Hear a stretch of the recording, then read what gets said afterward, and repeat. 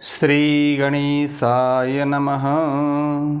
नमस्कार दोस्तों, हमारे YouTube चैनल ज्योतिष अब तक के यह गणित ज्योतिष का भाग 1 है। अब हम लोग इसे ज्योतिष अब तक के जो चैनल हम बनाए हैं इसके अब मुख्य उद्देश्य की ओर अब हम लोग चलते हैं। इस चैनल का मुख्य उद्देश्य है जन जन तक ज्योतिष का ज्ञान पहुंचाना। सभी को ज्योतिष का ज्ञान हर किसी को आना चाहिए, सभी को ज्योतिष तक पहुंच होना चाहिए।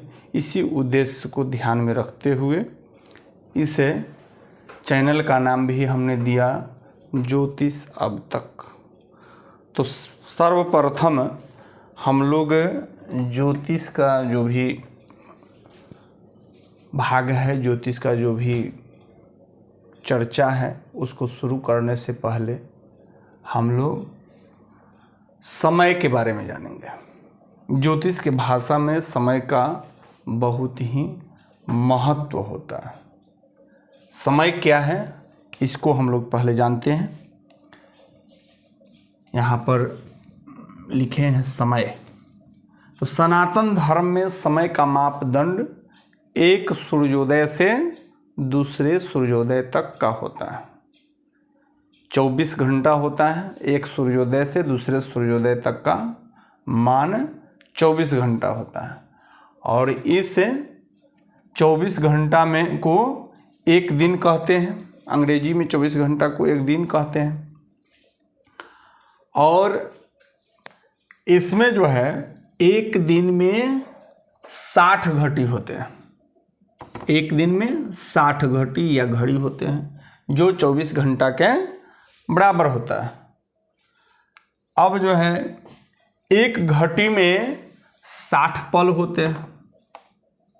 एक घड़ी बराबर 60 पल और एक पल बराबर 60 विपल, माने 60 विपल का एक पल होता है। इस तरह से समय का सबसे छोटी इकाई विपल हुआ जो एक पल के बराबर हो। एक पल में 60 विपल होते हैं। अब इसे हम इस तरह से जानते हैं कि 60 घड़ी 24 घंटा के बराबर होता है।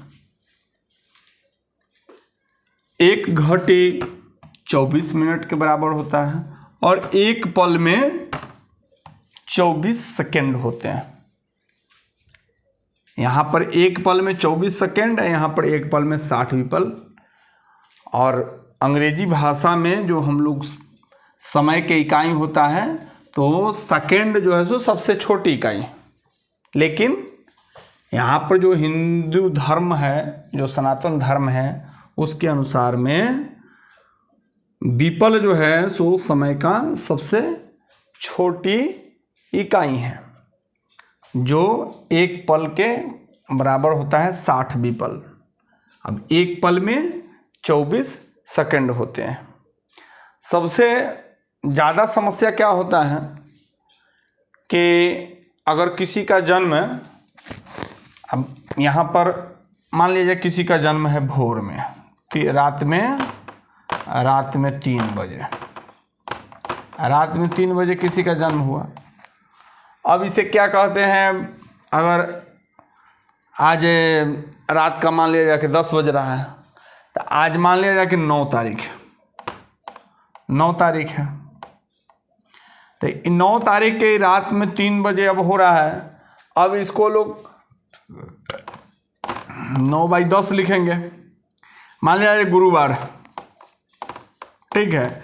अब गुरुवार है तो समस्या क्या हो जा रहा है कि जब गुरुवार है तो रात में 12 बजे के बाद में उसे क्या कहते हैं लोग, ये शुक्रवार। जबकि ऐसा नहीं। हमारे इतना लिखने का समझाने का मतलब यह है कि अगर आज गुरुवार के रात 10 बजे है तो आज ही के समय में अगर भोर में 3 बजे, 4 बजे, 5 बजे उस समय तक ले अगर किसी जातक का जन्म हो रहा है तो वह गुरुवार का ही दिन गिना जाएगा। 12 बजे के बाद में, रात में 12 बजे के बाद में दिन चेंज नहीं होता है। अगले सूर्योदय से दिन का गणना शुरू होता है।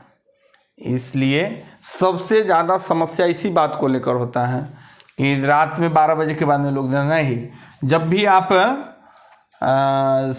कोई सी जातक का समय लिखेंगे तो अगर रात में 12 बजे के बाद में, तो उसको अगर आज 9 तारीख है तो 9 बाई यहाँ 10 लिखेंगे,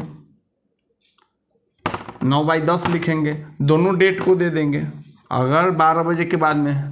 और सबसे बड़ी बात कि ज्योतिष के अनुसार में रात में जो है 12 बजे के बाद में भी यह 12 बजे तक रेलवे के घड़ी में 24 बजता है, लेकिन यहाँ पर रात 1 बजे बराबर होता है 25 बजे। ज्योतिष के भाषा में इसको 25 बोलेंगे। इसी तरह से 25, 26, 27, 28 आगे बढ़ते चला जाएगा, 29 तक ले होगा, 30 भी हो सकता है, जब तक ले सूर्योदय। हमारे कहने का मतलब यह रहा कि जब तक सूर्योदय नहीं होगा तब तक जो है वह 24 से ऊपर काउंटिंग में आएगा। 25, 26, 27, 28, 29 इस तरह से काउंटिंग में आएगा, वह 24 बजे तक ही नहीं रहेगा। तो यह हुआ। और पूरे एक सूर्योदय से दूसरे सूर्योदय तक वह घटी 60 घटी होता है, उसे 24 घंटा के बराबर ही है। और इसी के आधार पर गणित का टोटल ज्योतिष सेट होता है। जो भी ज्योतिष का गणित तो है इसी पर सेट होता है। आशा करते हैं कि आप इस घटी और पल को, घंटा मिनट को समझ गए होंगे। अब एक बात और जान लीजिए। अब एक दिन में 24 घंटा होते हैं। घंटा, 1 घंटा बराबर 60 मिनट,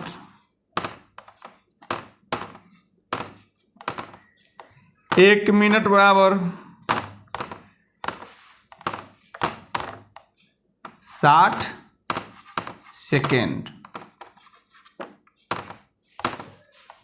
यह होता है 1 घंटा मिनट से, और सेकेंड का हिसाब यही होता है। एक दिन में 24 घंटा, 1 घंटा में 60 मिनट, 1 मिनट में 60 सेकेंड। सेकेंड जो है सो इस समय का सबसे छोटी इकाई। आशा करते हैं कि आप लोग घंटा, मिनट, घटी, पल और विपल को अच्छे तरह से समझ गए होंगे।